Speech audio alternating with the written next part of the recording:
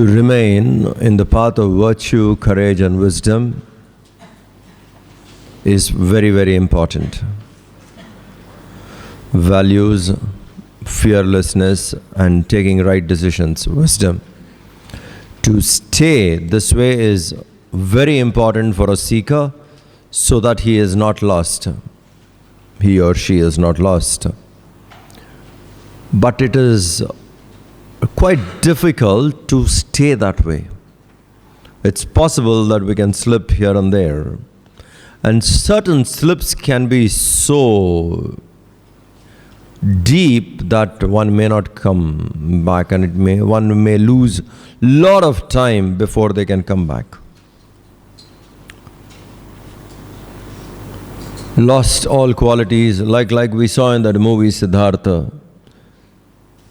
He went and he slipped into attachment. First he thought he was a master. Everything he does is with pleasure and with control of himself. That let me see what are the experiences life can give me. And everything he went on that way, and then finally he realizes saying, now I am addicted to it. I am attached to it. I can't live without it. And it brought him so much of frustration. And then he saw himself and he said, what have I done to myself? I have become another Kama Swami. Siddhartha, the seeker who wanted to know the truth, who left everything and walked out, ended up in a mess finally. And it's actually that bird which was dead in the cage hit him so strong, like saying, a caged bird.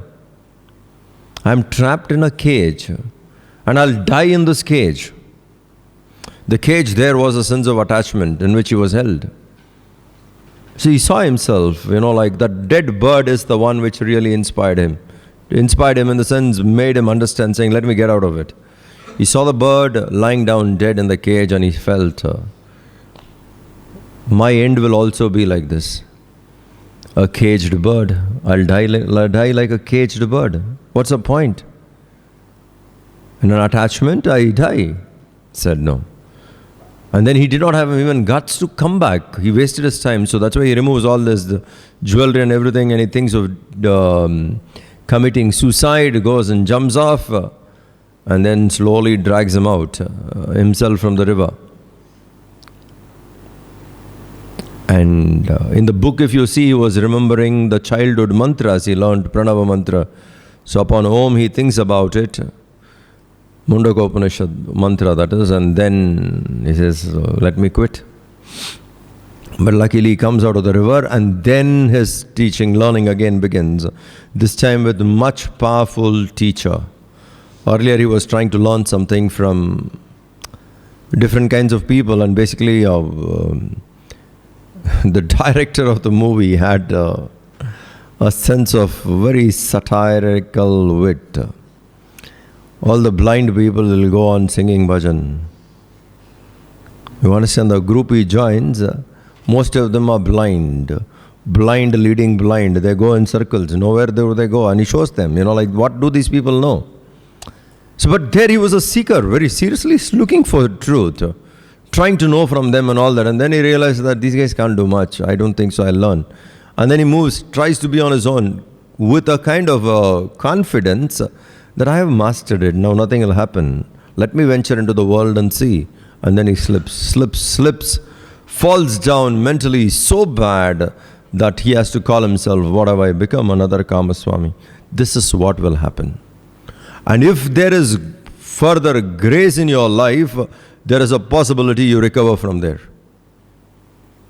Not many people after becoming Kama Swami turn back and come. They don't. They stay there and go that way. Few rare ones jump back again, bounce back. For that only grace is important. The meritorious actions done in the past, with pure intention, when you start doing things, this grace factor would be with you. Grace comes only with sincerity. There is no other way of invoking grace. It's a very mysterious force, quite mystical it is. We can analyze it correctly. We can indicate here and there how it works because it is there, therefore we understand. That can come only with sincerity. That's why Gurudev says, we seek the Lord's grace to keep us on the path of virtue, courage and wisdom, so that I don't deviate myself. I stay in the path. Otherwise one can end up into absolute misery. So to stay there we need, and what is that path? Virtue, courage, wisdom, values of life, fearlessness and wisdom. These three are important to keep us on the path of virtue, courage and wisdom. And the next line is, may thy grace and blessings flow through us to the world around us.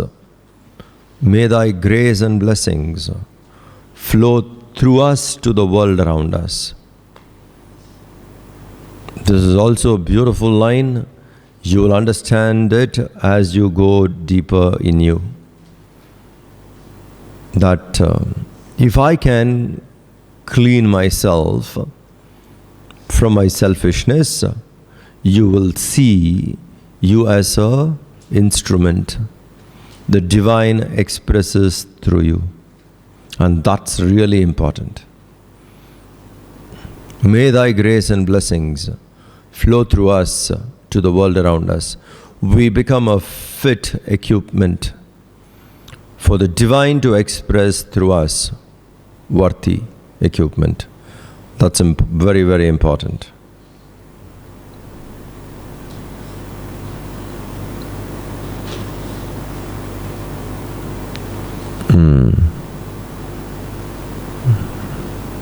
How do I do this? How do I become a fit equipment so that I am an instrument for thy grace and blessings to flow through us to the world around us? Let it flow through me. How do I do this?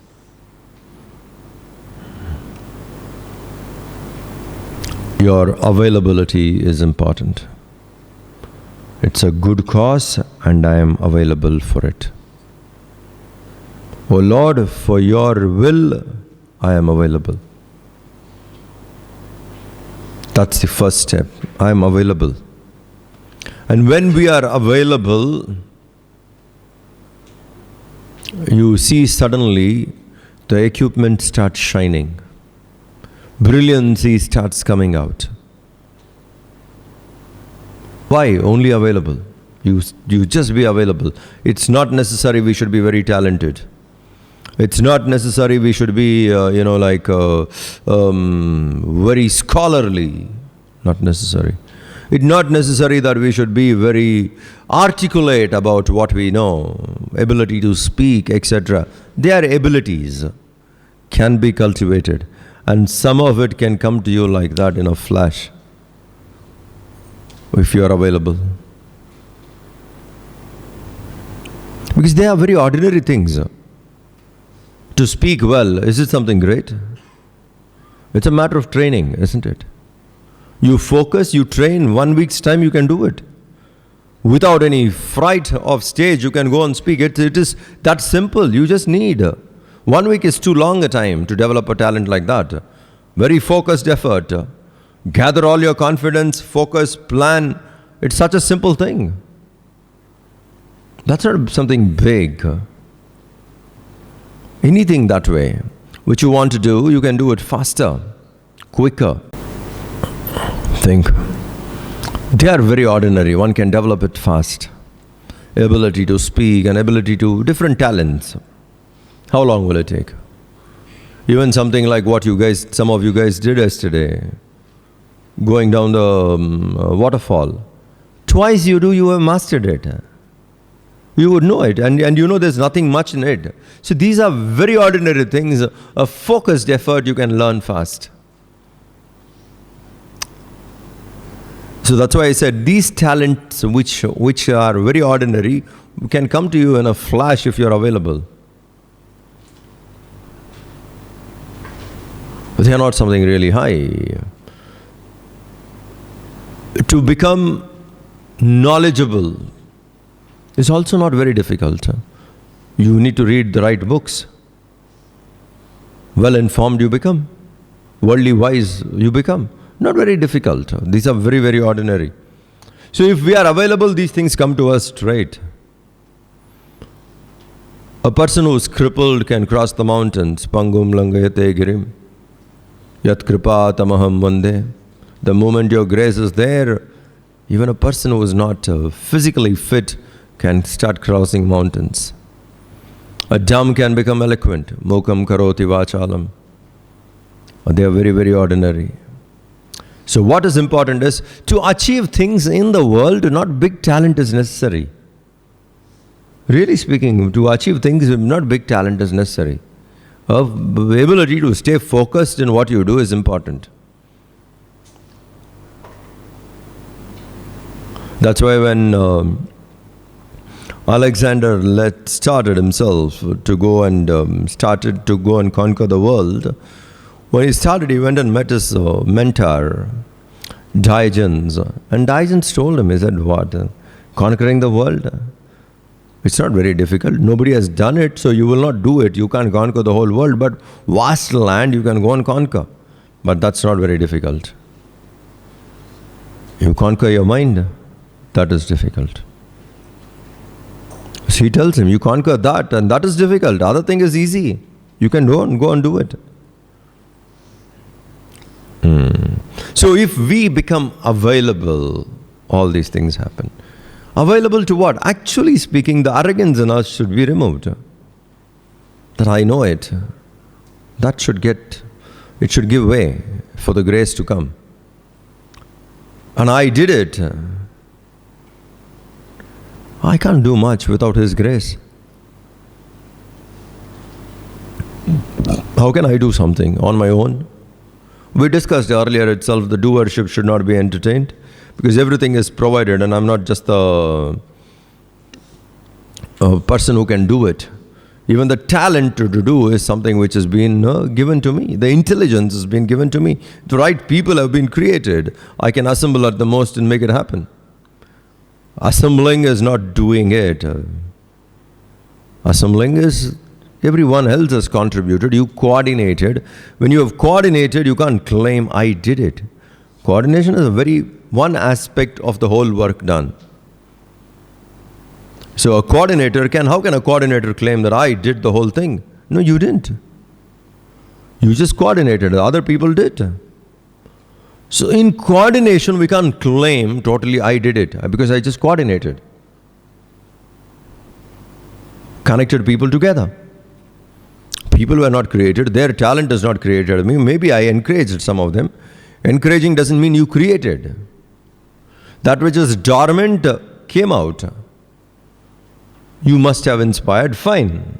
There it ends. But you did not create that. So if we become very clear that we are not doing anything, the arrogance in us will not be there.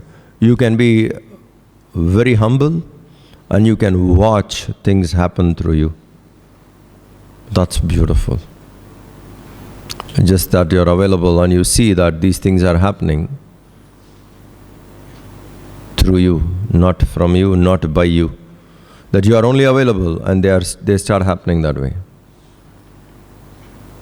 The moment we can come to this, life is so beautiful. After that, there is no personal desire. You just wait and watch what comes out. It is His will happening through you.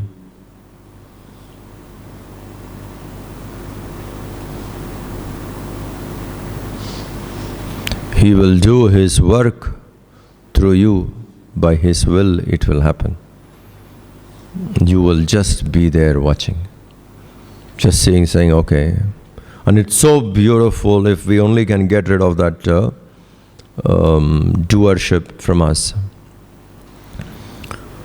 One of the letters I received from Gurudev, it's something like, I think it was February, March or March, April, I sent my report, what work was happened and all that. And a great letter of him. And Swamiji, like the other day I told you, he replies every letter, encourages you. And so he sent a very nice letter saying, your report for the month of month of March and April is thunderous. This, all that he wrote, encouraging, appreciating. And then in the end he said, such fields are opening to you by His grace alone. And we should not stop it with our arrogance and ego, I am the doer. The end, the last few lines were this, saying, such fields are opening only because of His grace. And you should not become arrogant or egoistic that I did it. Then we stop that flow, that grace is stopped. So if we can keep this in mind, then we are available. So it's very simple. Oh Lord, keep me available for your work, for your will. And then slowly things starts happening. That's why He says, may thy grace and blessings flow through us to the world around us. Let the people be benefited around you. Now this is our vision. This is our vision, basically. We have learned something, and through us, let others get the benefit. You are an equipment, you are a media. Through you, people around you should be benefited. Maximum happiness to maximum people for the maximum number of time. Give maximum happiness. How? Through you, let it happen. Let people around you be benefited by your presence, and let them be happy through you. So I am available, O Lord. May your grace and blessings flow through us to the world around us. Constantly, if one can do, suddenly you will see yourself that you are never doing, but brilliant things happen through you.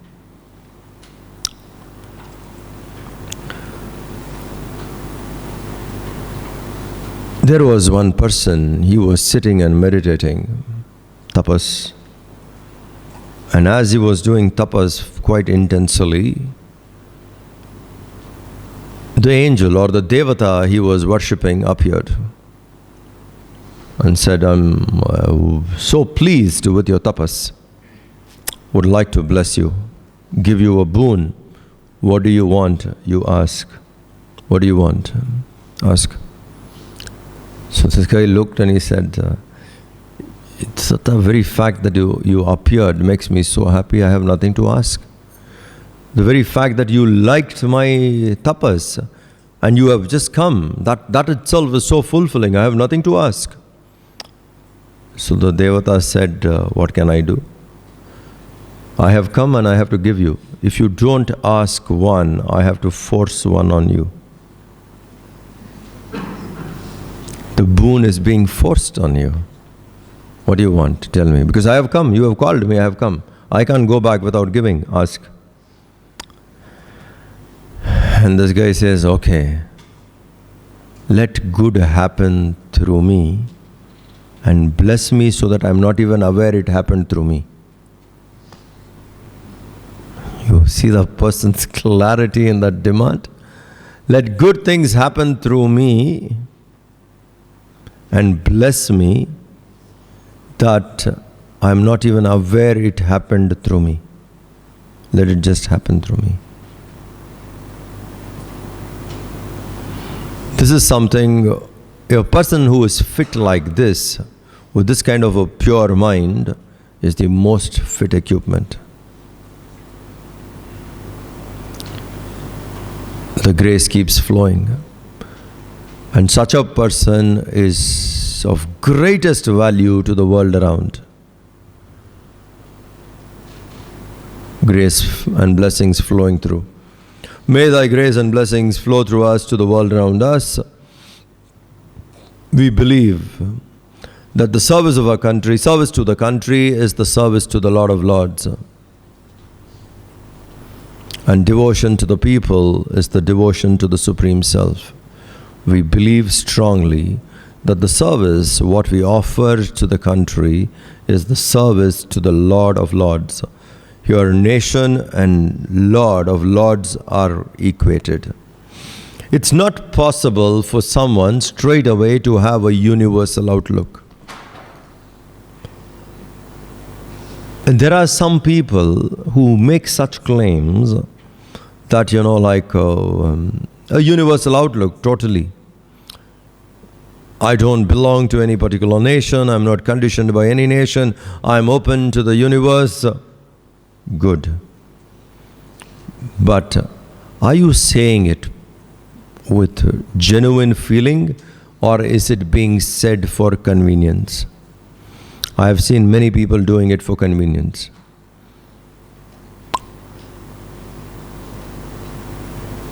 This is your culture, take care. No. I respect all cultures. Why don't you take care of this? Taking care of this, is it against respecting all cultures? You get the point? Do something. No. If I focus on this, it's not being loyal to the rest. Even this very thought to respect all cultures, where did you get it? By yourself. It's the value of a culture which is given. No, it's not possible to take up all the work possible. It's not possible to take up everything one can serve. We can start serving that which has inspired, that because of which we have benefited. So the growth comes step by step. First me, my interest. Then it comes my family. Then probably the nation. Because locally you are benefited. You may think globally. What are your global benefits you have got? And what are local benefits you have got? What is your gratitude to the local benefits?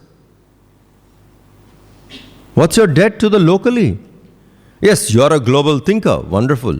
Globally, there are definitely certain benefits, and one should definitely become sensitive to the global benefits we have got.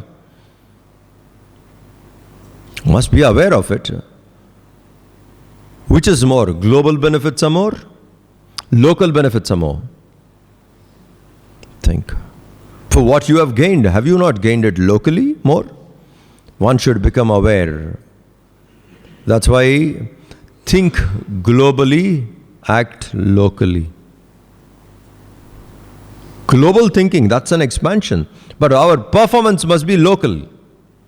Because that's where I have benefited. That which I have benefited locally, if I am not grateful to that, and I keep thinking globally, where do you head?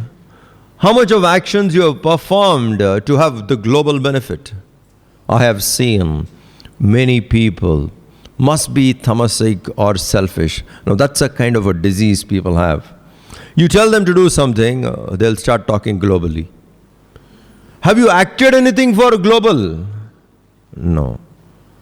Global peace means what? Going and addressing the UN? In your neighborhood there may be problem. No, I'm a global person. This problem I'll not think. I'll think. My locality is not included globally. The rest is all because you just don't want to do anything. When someone asks you to do locally, you speak globally. Like Vali. Vali had this disease. For his convenience, he'll talk. In Ramayana. When Rama shot him down, Vali questioned. He said, why did you shoot me? That too from behind. Why did you shoot me? He said, I'm a king, Kshatriya. I come, so it's my job to protect Dharma and I'll do it. What is the injustice I did? Why did you chase Sugriva out? You took off his kingdom, which is, he also has a right on the kingdom. And you kidnapped his wife too. And these are not right things, so there is injustice you did. No. That is all fine for you human beings. They are the rules for human beings. I am not Nara, I am Vanara. They don't apply to me.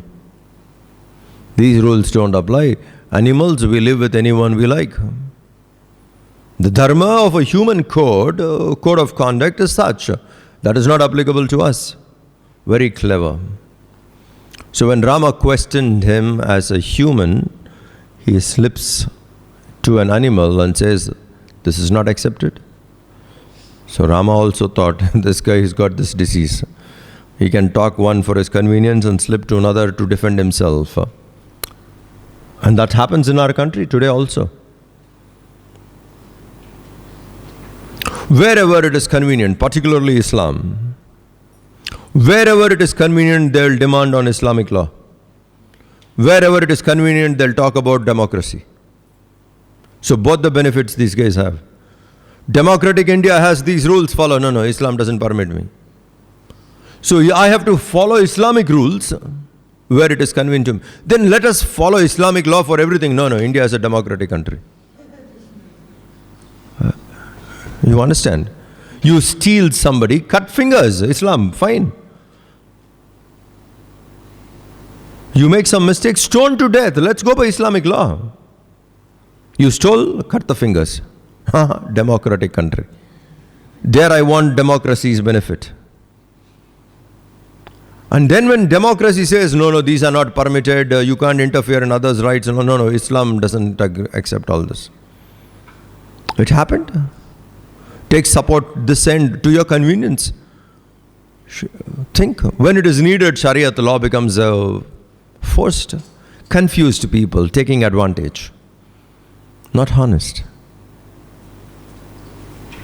Like Vali, slips down to Vanara, saying, this is not applicable to us.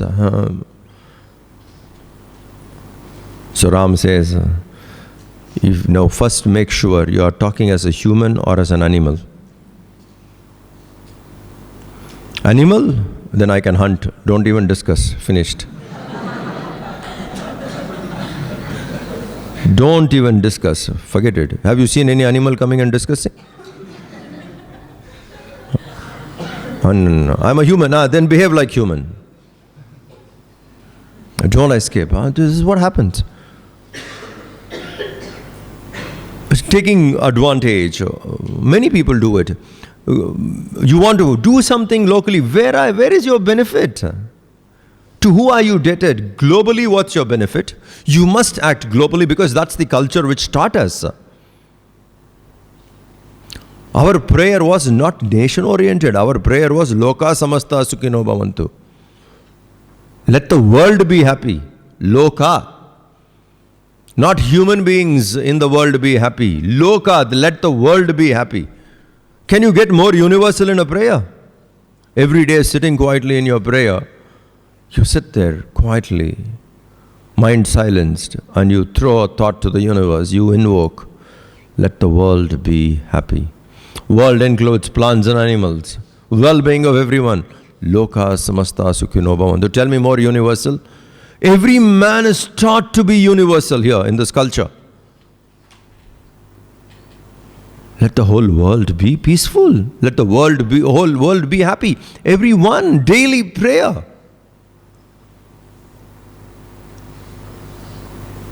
Daily prayer is not give me this, give me that. Daily prayer is so universal. Imagine the Rishi's vision where they are not conditioned by a geographical area. But we have to understand that must be the purity of thought, noble intention to pray that way for global peace. But gratitude should be when you are benefited locally, you are indebted to do it. It is impossible to rise up to that level without gradual evolution. Individual, me, myself, then my family, probably my community, then you come up to the level of my country, then have a universal outlook. Rise up to that level. Nation, and then to United Nation.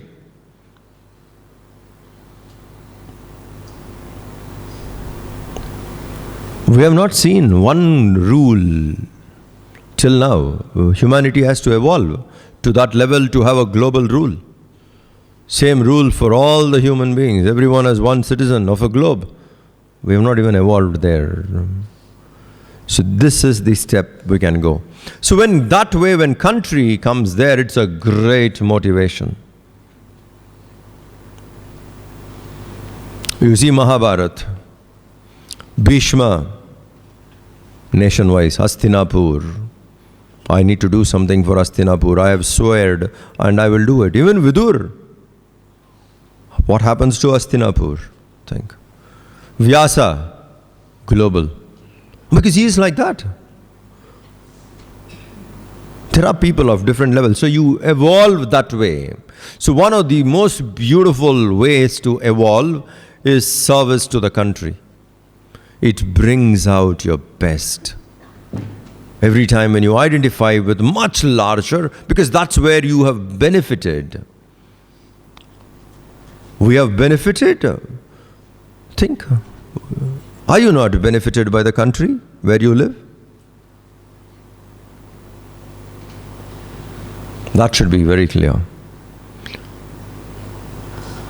So when we are benefited by a particular nation, etc., we should know to give back. There I can't become global and do nothing local. We need to act locally. So here Gurudev says, the service to the country is the service to the Lord of Lords, because that way commitment to the country can help us to subdue all our selfishness for the nation. This I'm doing for India. This I'm doing for my country where I come from. Because that's a big identification. So you rise from small identifications with a larger identification. Once you rise to that, from there it is more easy. The problem with us is I'm not able to get rid of this I, which I have. I, me. I'm not able to get rid of it. I need a larger field to identify and to dissolve this ego. To dissolve this I. And once I dissolve this I, or relatively I have dissolved this I with identifying with a bigger nation, with a bigger cause, it's so easy to drop I. Why? You have expanded to a bigger vision. Otherwise it was only me, self-centered. Now you have identified with a larger goal. I think it's so beautiful that way. It's a powerful means to expand. So we need to understand, what are the things I have benefited? Has this culture served you? Has this culture given you protection? Has this culture made you grow, evolve? You have a duty to it. Wherever you may be placed in the globe, to that culture you have a duty. Because the culture has trained you. And have you benefited by the country around you? Yeah, definitely we have benefited from this country. You have a duty to it. These cannot be ignored. This duty you do as service to the Lord of Lords. This duty, this is where I am placed, I do this. As what? It is my duty to the Lord of Lords.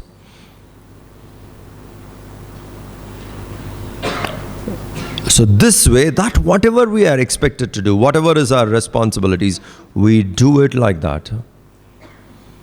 With that sincerity.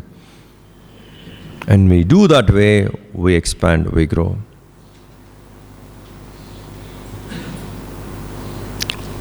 Service to the country is the service to the Lord of Lords.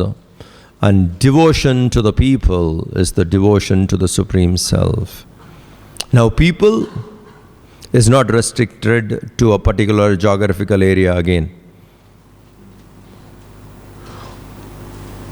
That song in that movie Siddhartha about the river flowing, which nation do you belong?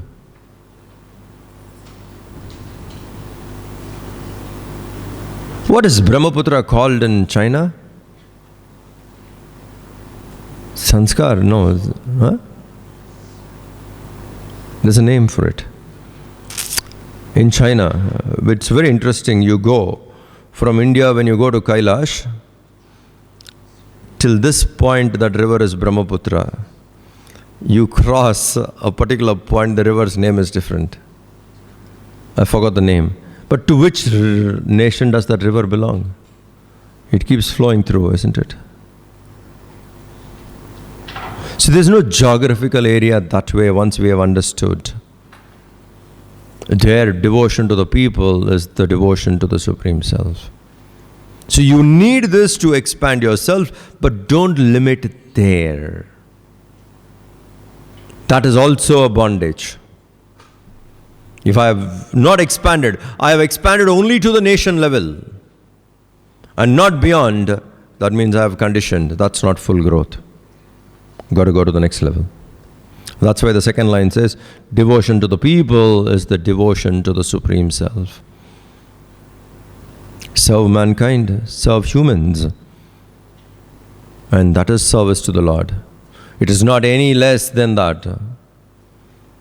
You serve human, you have done your prayer. And this is what Swamiji says in the pledge. Devotion to the people is the devotion to the Supreme Self. Serve humanity, you have served God. People don't understand.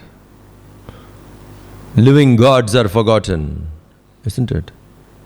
It's only gods which are far away, whom we can't connect daily, and we don't see what is existing in front of us.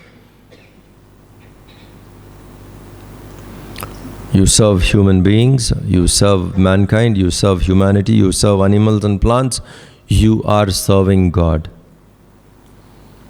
But do it with that spirit. Because what else is this apart from God? The world in which we live is expression of God only.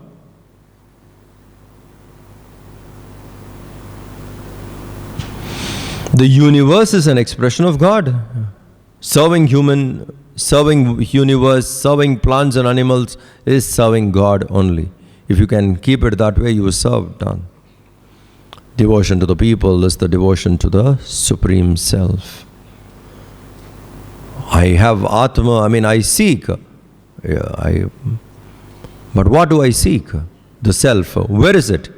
Around me. So when I serve people around me, I purify myself, and that is highest prayer. Vivekananda used to say this very often. You read his books, 2-3 things would be repeated. You will see him talking again and again, very often. One is he would say, be fearless, again and again you will find him.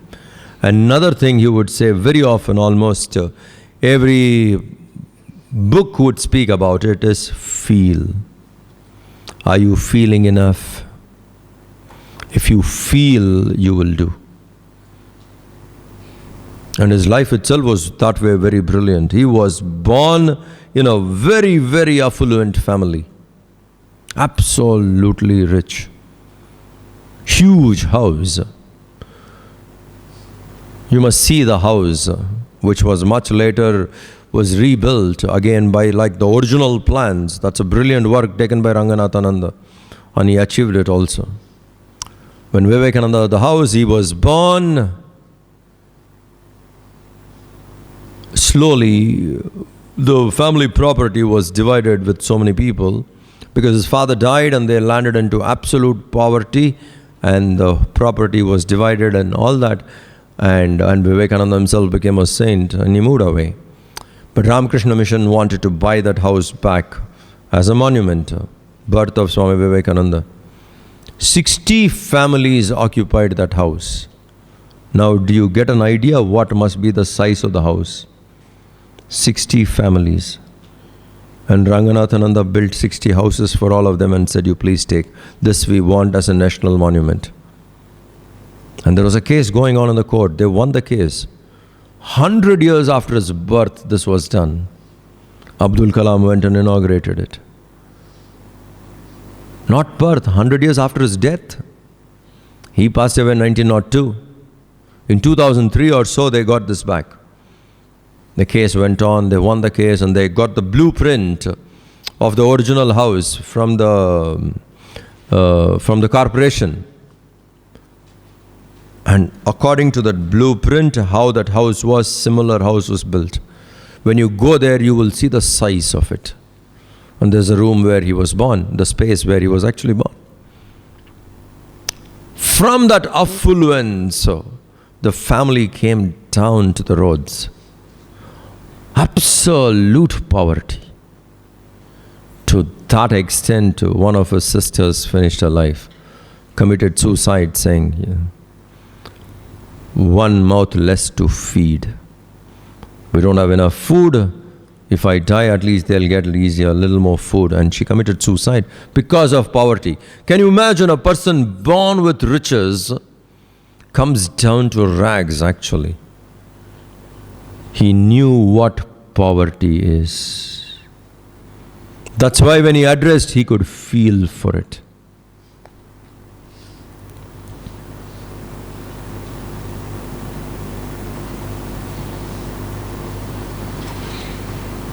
Yesterday's newspaper, Times of India, carried a very interesting article. IIM students. I was talking about this to Lavakumar. I was telling, when I read that he was there, it was a brilliant thing.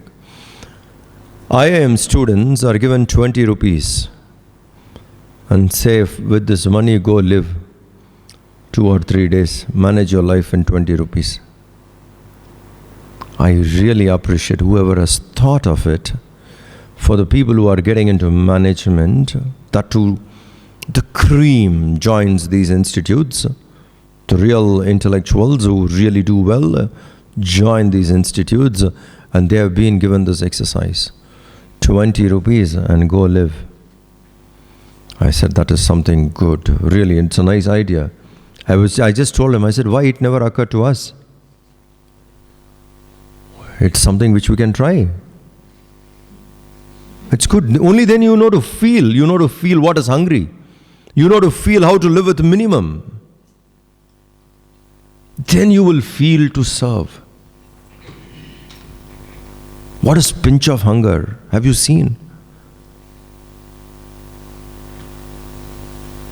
What it is if you don't get food?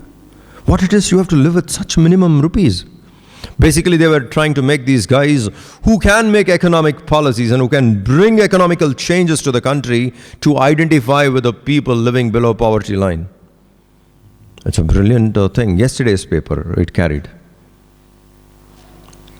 You need to feel. And once you feel for humanity and you serve, that is devotion to the people.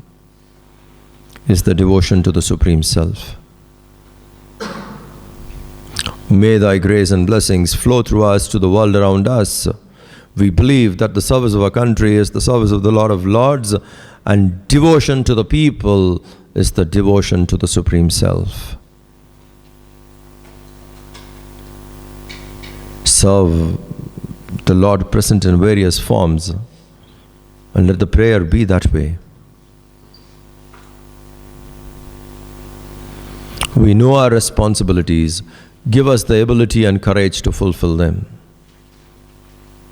Now, whatever we have read, we stand as one family, bound to each other with love and respect, etc., etc., etc. These are all our responsibilities.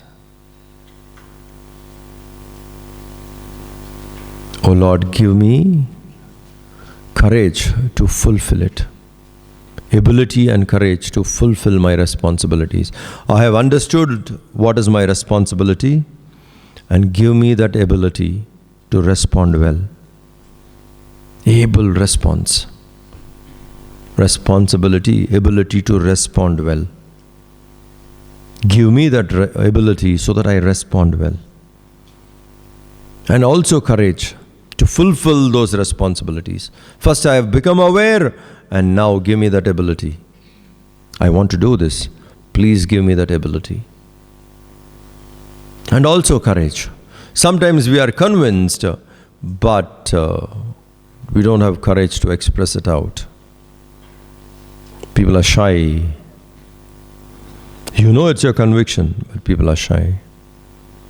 What others will say. Simple things. Like, let's say, for example, as simple as something like keeping chandan or vibhuti. You are convinced that it is of a great value to me, and it is something really nice. But in my social network, I will not demonstrate. Why? People don't accept me for that. What are you living? Do you have the guts? It's your conviction, but you don't have the guts to stand up for it. Many people live like this. That is sad. One of the Sufi saints, I forgot his name, Samshad or somebody, I think Samshad. Maybe Manzoor, I don't know who this guy is. Forgot his name. He claimed, I am divine, and which is not acceptable by Islam. saying only God is divine, you not. You don't make that claim. So Sufis are always in trouble. So the Sufis run for their life basically because the fanatic Islam has given a fatwa saying these guys are claiming they are divine and only God can be divine. So go hit them, stone them. So these guys will run from place to place. That's why Sufi is an underground religion. You won't see it more open that way. Very rarely you will find, particularly in a country where, it's all religions are accommodated, you will have temples like Sufi there, etc. Not in other places. They're almost like Islam people only. But they can't follow. So this guy was one of these Sufi masters who were stoned to death. Everybody was throwing stones and he was standing there saying, doesn't matter. You can kill this body, but I am divine, I am divine. I can't change my words for it. You do what you want. Because that's truth. And he stood by it.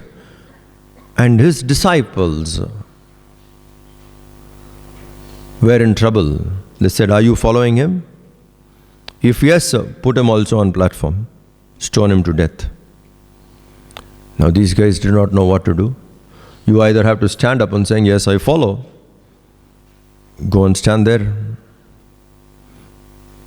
And someone said, no, I'm not following him. I'm not his follower. Then stone him. Here's a stone, go throw at him. Now you see the trouble. Your heart beats for that man because he has given you and you know what he's saying is right. But you didn't stand up and saying, that's what even Jesus said. Peter, who promised him and said, I'll be by your side always, he said, hey, I have heard all these. He said, before early morning, 4 o'clock, the rooster screams, you will deny me thrice. And they asked Peter, do you know Christ? No, I don't know who Christ is. Do you know Jesus? 3 times he said no. Do you know Jesus? No, I don't know Jesus. Why, you know Jesus? Next cross, crucify. So he said, no, and this guy is also, you know him? Are you his follower? No. I think Manzoor, Al-Ilhaj Manzoor. I think so, it's him only. He said, do you know him? No, I don't know him. And then here's the stone throw. You're not his follower, no? Stone throws at him. So the crowd was throwing thrones, everybody, and this person also, one of his disciples went, he had a flower in his hand. That you have to go and throw something, and so that public thinks you have also thrown. So he went there with a flower and he threw the flower at Manzoor. Al-Ilhaj, Manzoor said something so powerful. He said, the flower hurt me the most, not the stone. What does that mean? The stones they threw did not hurt me at all. But somebody in the crowd threw a flower. That hurt me the most. Why? You know that is truth and you didn't stand up and you want to hide. Where is the courage to live by your conviction? I'm not talking something this extreme. Even in simple things like it could be Chandan, something that simple. People don't have courage to stand by their conviction. We don't have courage to fulfill our responsibilities. Think. Are you fearless in doing your responsibility? It doesn't matter what people have to think. This is my conviction. This is my life. I live here for me. Not what people around me are going to comment about me. We are convinced, but we don't have this courage to stand up for what we believe. How sad that is. Not able to stand up for what you believe. If you live that way, do you think you will respect yourself? Will you respect yourself for that?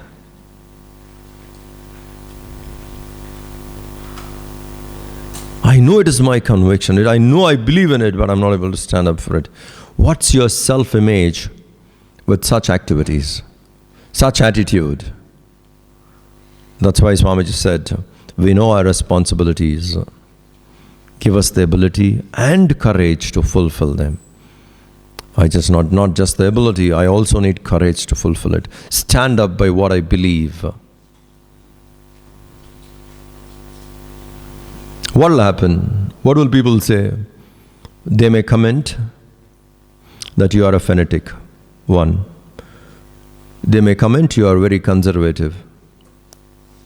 They may comment you are an outdated person. They may say you are narrow-minded. Are you? Living by your conviction, is it narrow-minded? Living by that which makes sense, is it outdated? Think. We should have the guts to stand up. A worker should have the guts to stand like that. Then you inspire people. If that courage is not there, then we shy away. We'll never live up to our own beliefs. So the last line is very, very important. We know our responsibilities. Give us the ability and courage to fulfill them. Knowing responsibility is very important. And we need courage to fulfill it. Otherwise we can keep compromising where we would be insulting ourselves. As an institute, we may bring a bad image to it. I should contribute for it to glow. Not do things where they blame the organization. One should have that. That courage is needed to stand by it. So the last line is powerful. We know our responsibilities. Give us the ability and courage to fulfill them. Stand by your conviction. You're convinced about it. Stand alone. Let the world say what it wants. It's your conviction. And those who stood by that stood out, definitely.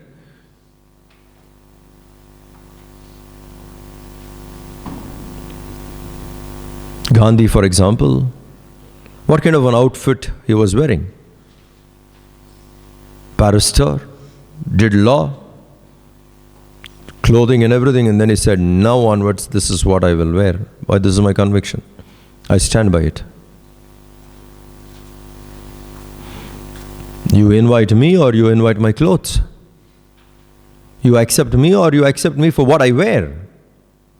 What's your value? On what I wear, the outfit or the person?